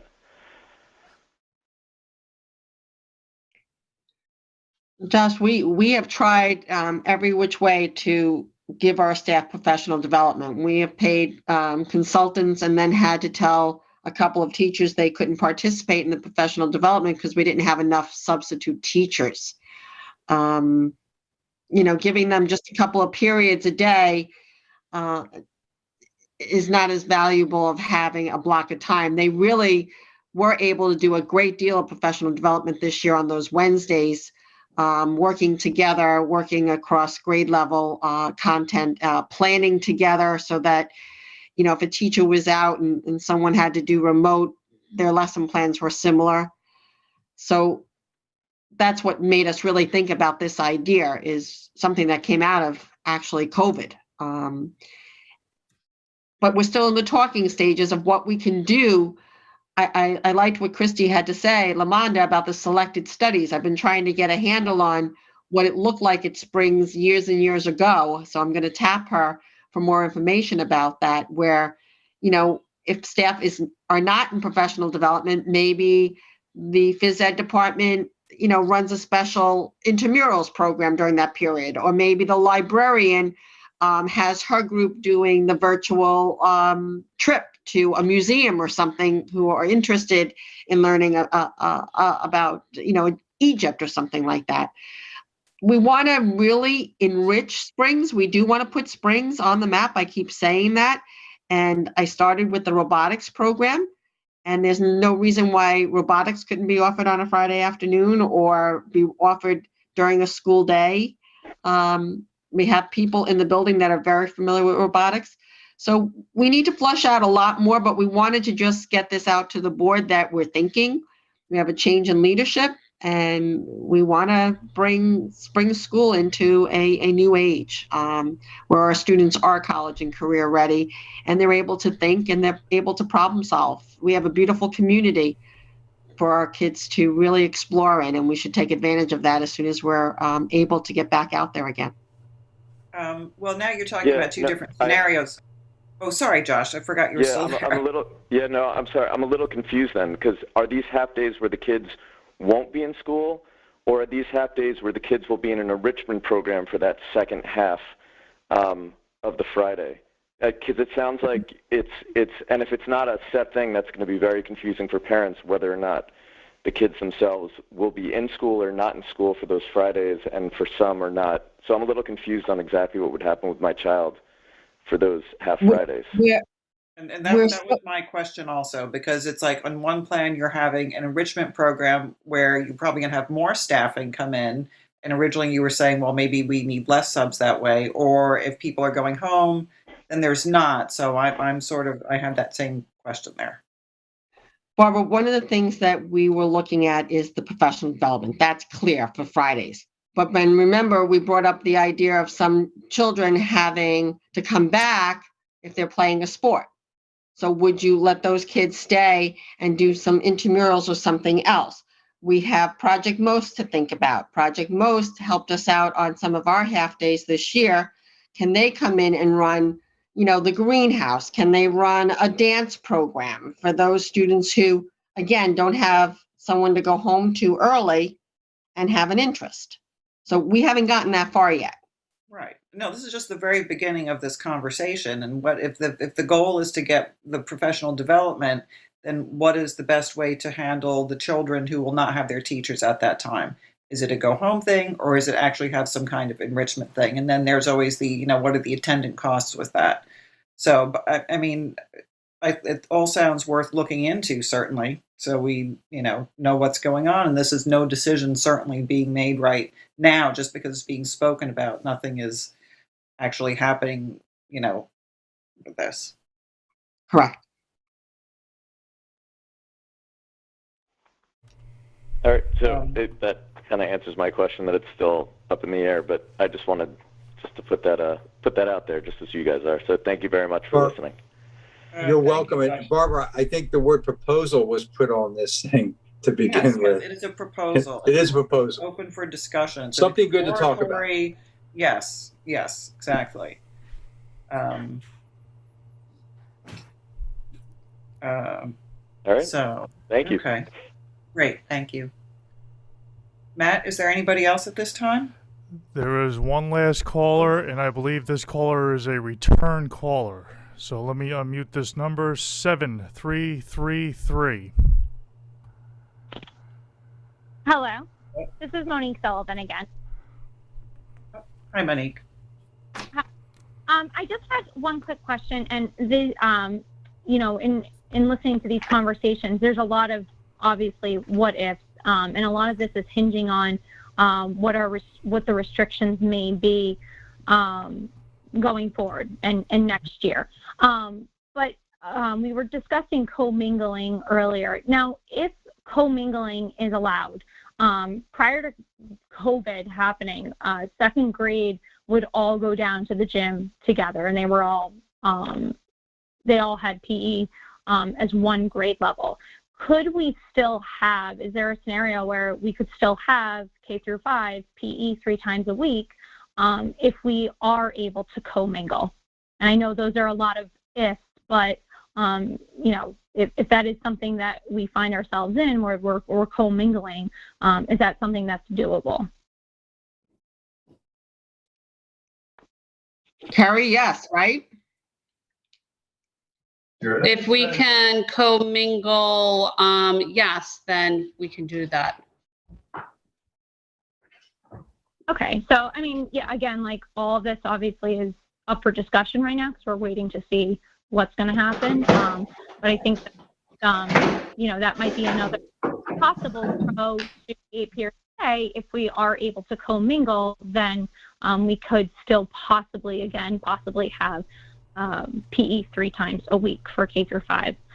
The other thing I just wanted to talk about too is, you know, with a 9-period day, we already discussed that there's less planning time for teachers, but I hear that you guys definitely understand the need for planning time, and we're talking about giving more planning time and professional development with a half day once a month. So it just seems, I don't know, it seems like a little bit of a different message when we discuss a 9-period day, that we understand we're giving teachers less planning time, but acknowledging that they need more planning time. So I just want to put that out there. But thank you for taking my call. Thank you for checking in, Monique. Yes, all a discussion right now, and important to be considering all aspects of this, certainly. It's a balancing act, Barbara. Yeah. So, so I think you're going to, Christine, I'd asked you for some information earlier that you were going to get regarding how time spent in professional development. Right. Yes. Outside of the classroom right now. Yeah. And any information from someone that regarding when the 9-period schedule was in effect at the school, how that actually worked, and you know, was it just a financial reason that we got rid of it, or were there other issues going on? Would be good to know. Barbara, I just remember a little bit about the 9-period, because schools have flexed back and forth between 8 and 9 periods all over the place. It has something to do with financial, but also has getting everything in to the school day. And again, you know, I think some of the move towards the 8-period day was to give more instructional time in a subject area than not. So again, it's good to look into and have conversations with, but there are another thing to look at is other schools and what they're doing as far as 8-period versus 9-period. But we are unique because we are a K through 8 school. So it's different. It's really more dynamic than, it's not as simple as it sounds. Yes, and we know we can't be compared to our neighboring districts with what we offer because they have considerably more resources than we do. But if we were to go to a 9-period day, would Spanish would K to 5 be able to have Spanish more than once a week? Well, again, is that the kind of thing that it's like in a schedule. If you add something, you got to take something away, and no matter whether you do it 8 periods or 9 periods. That's the golden rule in scheduling. If you add something, you got to take something away. So the key is looking at all the things you want to prioritize that you want to have, and then make critical decisions. And again, not everybody's going to agree with you. There are some parents that want Spanish, other parents that want STEAM. There are other parents that want this and want that. But that's the dynamics of the administration's task to bring a schedule to us and recommend to us what they like to do. And so it's going to be interesting for them, challenging. And, you know, it's nice to be part of the process and listening to the discussion. Right.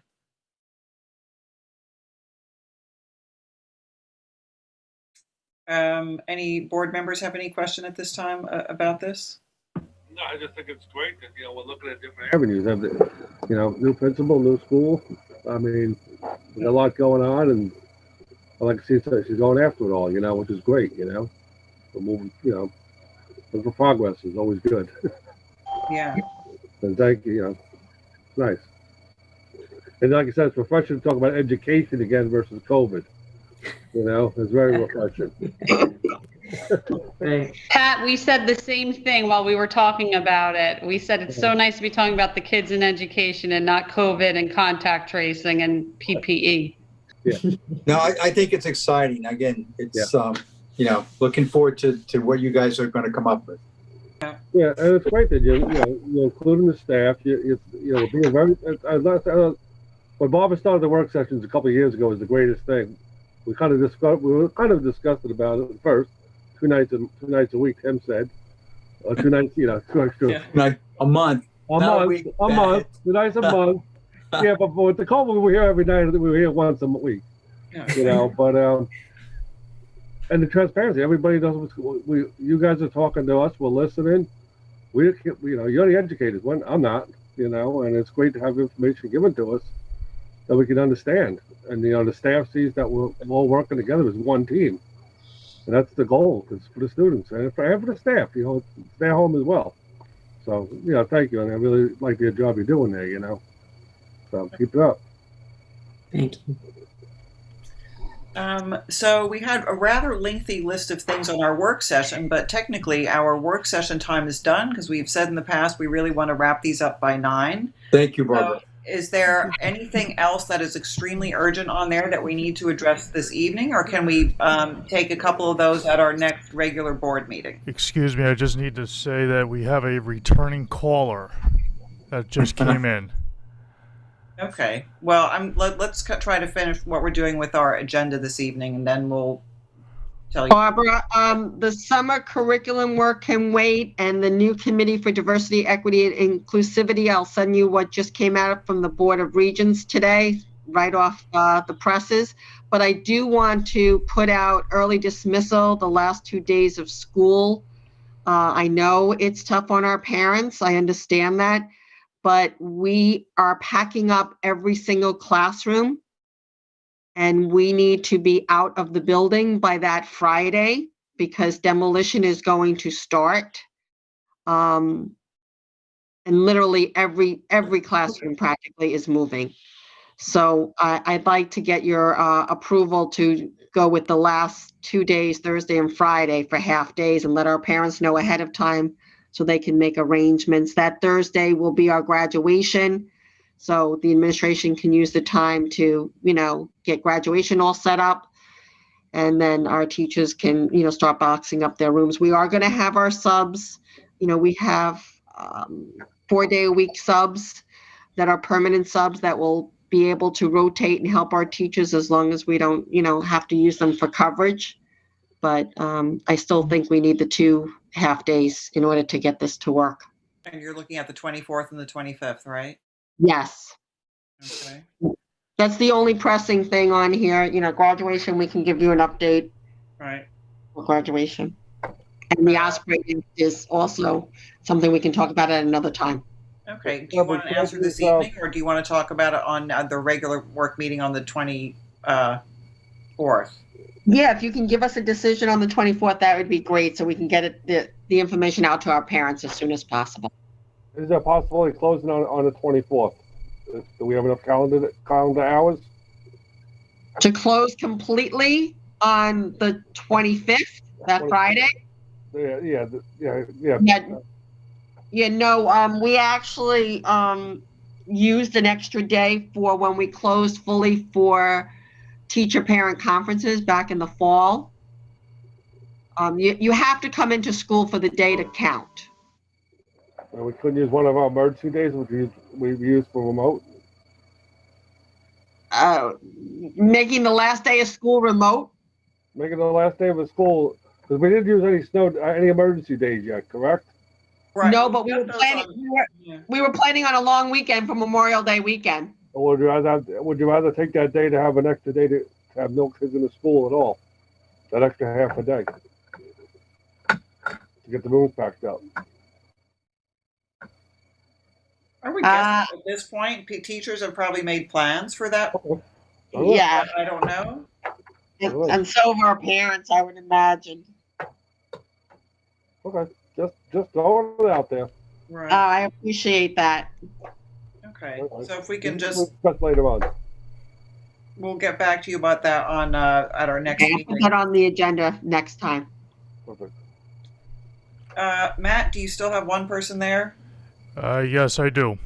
Okay, and then we will not going to take any more calls after that since they're.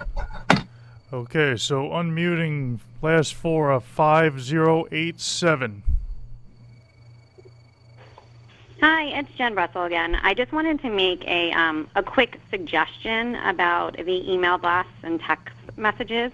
I'm constantly getting messages about bus routes being changed or delayed on buses that my children don't even take this year due to COVID.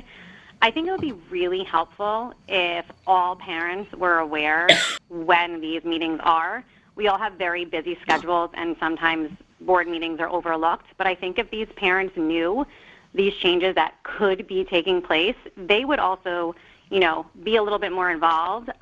So if you can send these messages out, I think that would be really beneficial and appreciated among, most of your community. It sounds like it would be a quick, thing that John Gibbons can do because they are something that's it's done all the time. So I think that is a suggestion that I think you guys should really think about.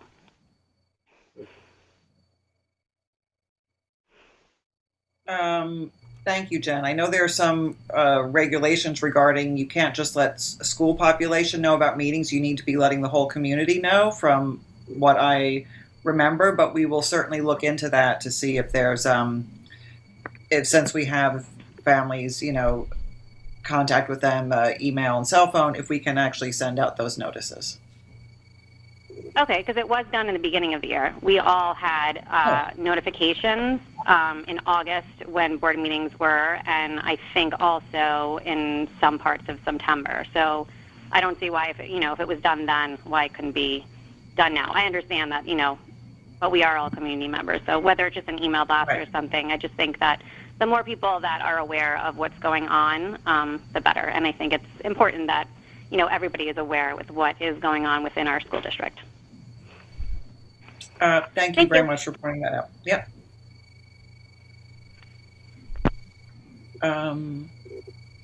Okay. I think we are all set then for this evening. Thank you all very much for your presentations. A lot of hard work there and a lot of things to think about. But I think we're all going to enjoy going over this topic and look forward to hearing what you guys come up with. Thank you, everybody. Thank you. Thanks, everyone. Have a good night. Do I have a wait, you have to adjourn. Motion to adjourn. Wait, do I have a motion? Oh, second? Tim's nodding. Second.